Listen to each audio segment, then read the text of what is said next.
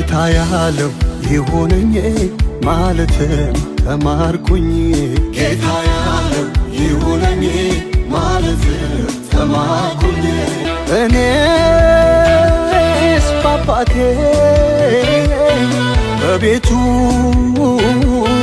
መኖሬ እንደ ልጅ ማደጌ ገብቶኛል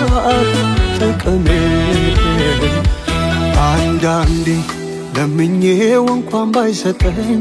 ጠይቄው ቢከለክለኝ አይቶ ነው ለበጎ እንደማይሆነኝ አባት ነው በደሙ ዋጋ የገዛኝ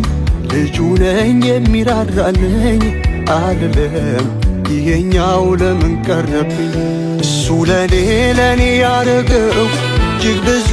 እጅግ ብዙ ነው ያ ይበቃል ለኔ ያለው ሌላውማ ሰላም የለው